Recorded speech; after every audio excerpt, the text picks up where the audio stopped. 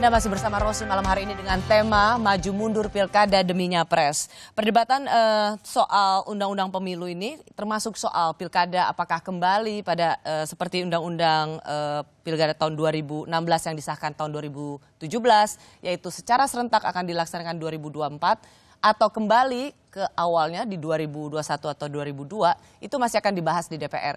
Di bagian akhir ini izinkan saya ingin memberikan kesempatan pada dua wakil dari partai politik koalisi. Saya ke Willy dulu. Willy, apakah Nasdem akan berjuang untuk mengembalikan pilkada tahun depan 2021 dan 2022? 2022 dan 2023?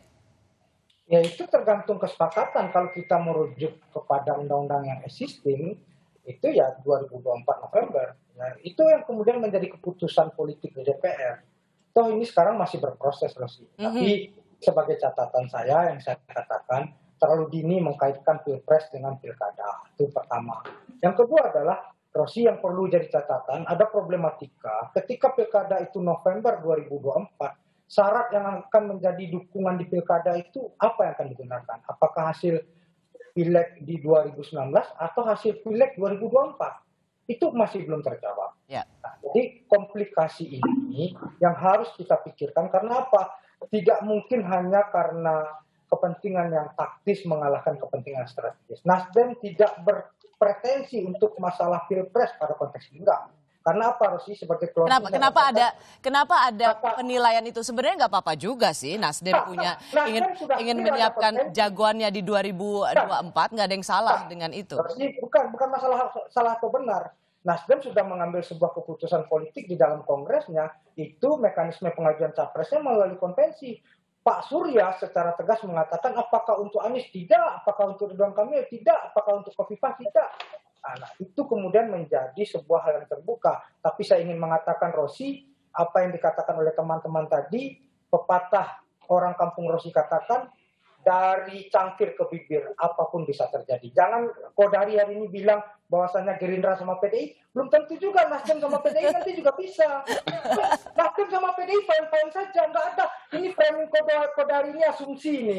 Ini yang harus saya klarifikasi. Nggak ada kami bermasalah. Ini yang kemudian... Ya karena Anda sudah menyinggung Bung Kodari, yang tadinya saya nggak kasih bagian ini, saya nggak mau kasih Bung Kodari, tapi dia punya hak jawab. Ini bersahabat baik, saya sama yang lain-lain sama Hasto dan lain fine-fine saja. Jadi dari cangkir ke bibir banyak sekali. Belum tentu juga PDI sama Gerindra. Ya, itu tadi sudah. PDI sama Nasdem tetap berkoalisi. Begitu, Bos. Bung Kodari, saya kasih hak jawab. Jangan terlalu sur, pengamat politik jangan terlalu sur. PDIP sama Gerindra bisa juga PDIP sama Nasdem.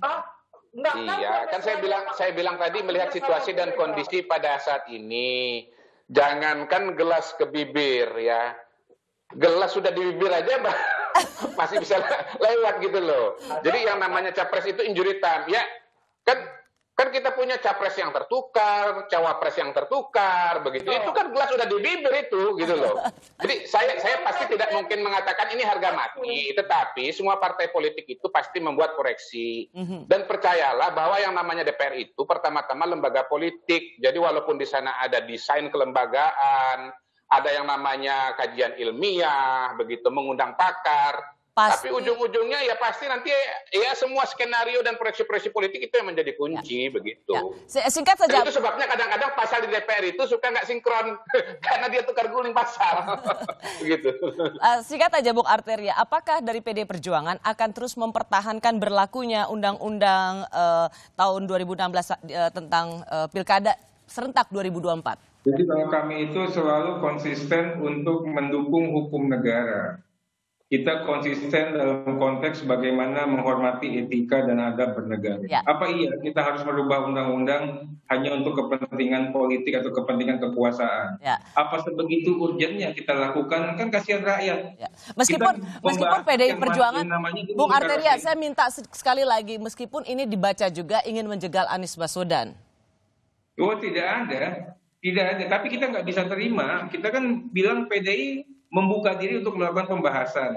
Tapi kalau judulnya bagaimana kita membahas desain ideal untuk pemilu serentak-serentaknya, tapi materi muatannya dikembalikan ke normalisasi 2022-2023, Itu kan konyol. Okay. Kemudian yang kedua, yang sekarang ini tidak ada aturan bahwa ada pemilu 2022, 2023. Itu yang bilang Nasdem loh. Itu kan Arteria.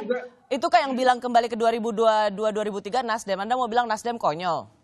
Saya sama Pak Willy itu bersahabat karib, tapi dalam konteks pertemanan. Kalau ide dan gagasan kan semua kan punya haknya masing-masing. Tapi apapun perbedaan kita di DPR itu pastinya kita solid melakukan pengayaan. Dari Komisi 2. Jadi Rosi jangan tetap konflik saya sama Arteri, jangan. Kami ini bersohib, Rosi. Oke. Tidak lurus juga barangnya. Pokoknya kita akan lihat ini. Memang kadang-kadang kalau kita lihat soal undang-undang pemilu nih, ini kayak terlalu elit. Tapi sesungguhnya at the end of the day atau pada akhirnya ini juga menyangkut kepentingan publik untuk melihat panggung-panggung politik. Karena bagaimanapun juga pada saat pemilu dan pilkada nanti ada suara kita yang diberikan. Terima kasih ya Mbak Titi Anggraini, kita harus bicara lagi lebih banyak di lain kesempatan. Bung Kodari terima kasih, Bung Arteria Dahlan terima kasih, dan juga Bung Willy terima kasih. Sehat selalu untuk Anda semua dan keluarga.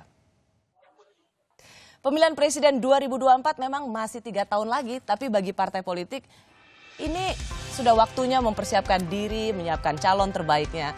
Partai butuh panggung untuk konsolidasi. Salah satunya lewat pilkada. Mengubah sistem pemilu seperti yang sedang dibahas saat ini di DPR adalah untuk memastikan proses pemilu yang terbaik. Baik di tingkat nasional atau di tingkat daerah. Bukan sekedar untuk kepentingan sesaat partai politik. Terima kasih sudah menyaksikan Rosi. Saya Rosyana Silalahi. Tetaplah di Kompas TV, independen terpercaya.